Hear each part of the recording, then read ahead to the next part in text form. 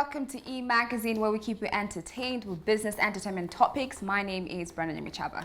And I'm Tasha Gonda, and you know, if you see me here, I'm telling you about which celebrity made money, how, and where, right here on E-Review.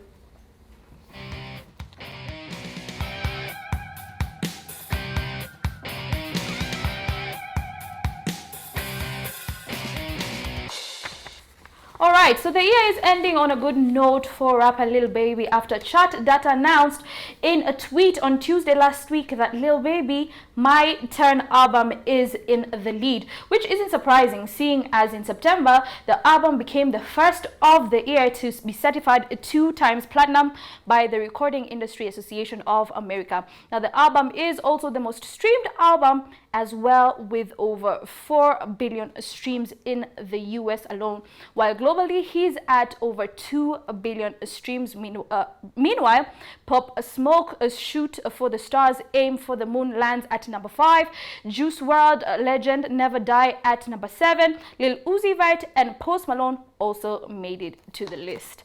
Right, so obviously this is the time we're talking to Brenda, and Brenda, I just want to know, how do you feel about, seeing that you're, a bit of a hip-hop kind of girl? How are you seeing this lineup?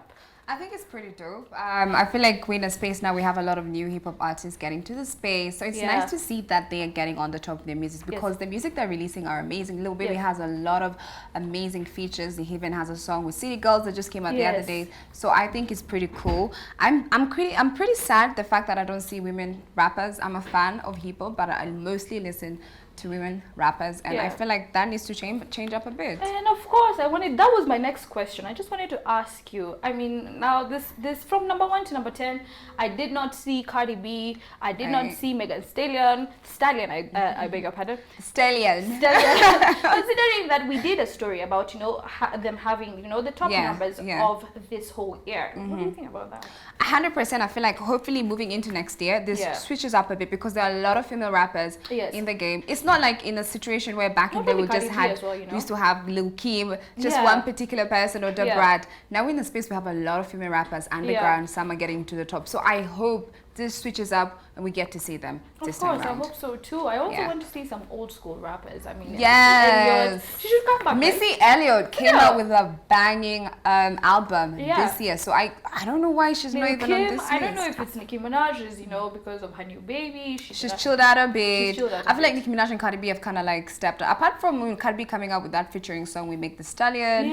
And she hasn't been working on a much right now, but there are a lot of other people, Tasha, I'm telling you. This guy is sleeping on talent. All right. Anyway, guys, you've heard it from the horse's mouth. She knows better than me when it comes to hip-hop. Now, the U.S. investment company Hackman Capital Partners is set to expand its boundaries and invest $390 million, equivalent to 300 million euros, in a new Hollywood-inspired production. Hey, I almost shoved there. Complex in Dagenham, East London. And the council East London. The council for the area estimates that the studio will create over 1,000 jobs and contribute 35 million euros a year to East London economy. Now, the firm has produced major films and series including Gone with the Wind and, of course, your favorite, The Sopranos. Brenda, do you remember The Sopranos? Let's start from there. Did you ever watch The Sopranos? I know, I've never actually watched The Sopranos. Really? Maybe I have. I'm not really good with names when it comes to certain films. It's a film, right? It was a film. It was, and I'm sure you like this kind of, it was like a, drug, Italian. What are you trying to imply? You like kind of drug cartel kind of, drug cartel. Yes, I do like that. There's a lot of killing. It used to come, if I remember, let me not display my age, at 10 o'clock on KTN after the news. Imagine I've never watched it, but now that you mention it, I'll check it out. All right, so I mean, let's digress a bit, and we've already seen that they are pumping in $390 million US to the UK. But I mean, we are now seeing movies, and I keep on talking about this. We're now seeing movies in Kenyan movies in the Netflix space. hoping to see them on HBO. Yes. Should they actually come to Africa and, you know, download some of this money? You know, I feel like they should. Yes. They should. There are a lot of African spaces like South Africa, Nigeria. I feel like they're doing very well in terms of film production, and Tanzania. Yeah. Kenya, we are definitely making leeway, and I feel like there are a lot of short films out there we've probably not seen that are good. Yes. But from where I stand, I feel like we still have a lot to work on internally. Yes, internally, right? Yeah, internally first before we Before have they these steal all this foreign money. spaces coming to invest in us, because at the end of the day, they need to make money from the investments they make. Yes. And I personally feel like we are not just there yet with our films. Do you know what? I actually do not. I agree halfway. I was just reading an article the other day, and it said that in the entertainment scene in Kenya, they bring in $1.75 million every year into the Kenyan space. So I'm wondering, why are, you know, artists and movie producers and, you know, actors not being paid as they should be? I personally speaking, I feel like it also starts with the structures from this film production themselves, and also our government borders, which play a role in that. I feel like there's so much that's going on in Kenya. Kuna drama kidogo that needs to get fixed in order for artists to even get the money and make the money they are supposed to. You find like people like Khaligraph Jones, even if they were in the States making the music they're making, they're making a lot of way more money. I mean, you know? he's making money right now, but I'm talking about a lot of money.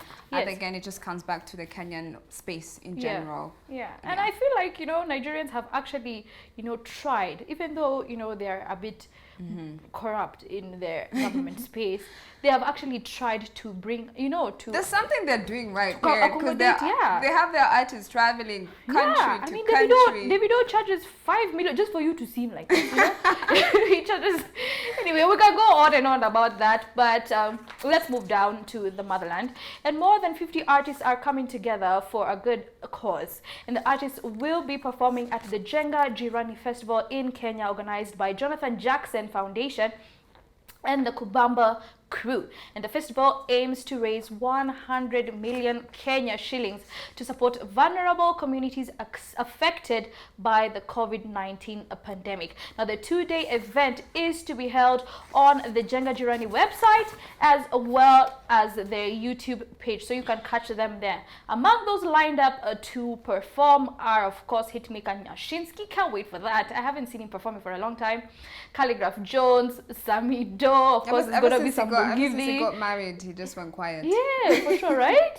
I mean, maybe he's concentrating on the farm and everything. Eric Wanaina, such a beautiful, you know, such a beautiful voice.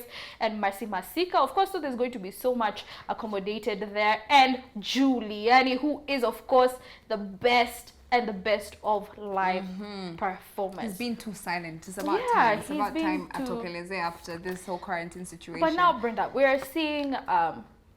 Let's digress. Not digress. Let's go back a bit. Yeah. We saw Nyashinski, who did his album launch on YouTube. Yes. That, you know, brought him in 30,000. Then after that, there was Sauti Sol, who actually also brought in, 60,000. Do you think this now, because of this COVID, right, is now the new virtual audience and virtual concerts and virtual, you know, all these kind of things is the new way to go? Do we have a long time before? Well, what I have to say about that is 100%. I feel like artists are realizing, you know, the reality of life we're living right now. Yes. And they need to adapt to that. They cannot just sit and wait for the government to do something about their jobs or opportunities for them to be artists, to perform. So they are adapting to it, finding ways, doing virtual concert, coming together as a community and creating something for them to do their work, make money, and of course clearly give back to charity. And of course, so many people lost their jobs. Yes. I feel like this is now a new way that even content creators and just people in general can now start. I think it's an exciting era for us to just explore what social media has to offer for all of us in general. So I'm excited to see how this concept goes. You know, you've made such a good point. Now we have can learn what social media can offer. I mean, I can't wait to see how many jobs will be. Me too, girl. Anyway, lastly, let's move on before we hand it to Brenda. Whitney Houston has been inducted into the Rock and Roll, Hall of Fame. And the I Will Always Love You hitmaker joined music royalty in the first ever virtual Rock and Roll Hall of Fame induction. Especially that was held Saturday night, which aired on HBO and was presented by Fighters Dave Grohl. That's such a hard name anyway. Rapper Notorious B.I.G. also made the class of 2020, and other acts to make it to the Hall of Fame were Depeche Mode, I don't know if I'm saying that correctly, the Doobie Brothers, 9 Inch Nails, and T-Rex. The award show was graced by performances by Miley Cyrus, Billy Gibson, Don Henley, and of course the idol Billy Idol. I have nothing more to say. Let me just tell you something. The only name that I recognize from that list is Miley Cyrus. No, it's Biggie and Miley Cyrus and Whitney Houston. Billy Idol. Girl. My dad was a country guy. I didn't. You did? No. Anyway, my dad was a rumba or jazz person. So yeah, my dad was also. Do you know Franco? Yeah, I do know Franco. You do know Franco. Yeah. Anyway, I respect you if you know Franco. Anyway, I just have comments, that is, congratulations to the late Whitney Houston, and of course Notorious B.I.G. I don't know if you have anything to say. It was about time they made it on the Hall of Fame. Of course. We have our own Hall of Fame right here in studios. Tasha made it on the list as best improved individual. Congrats to you, Tasha. Whoop, whoop. But now I'm going to leave you in the hands of Brenda. Let's take you away.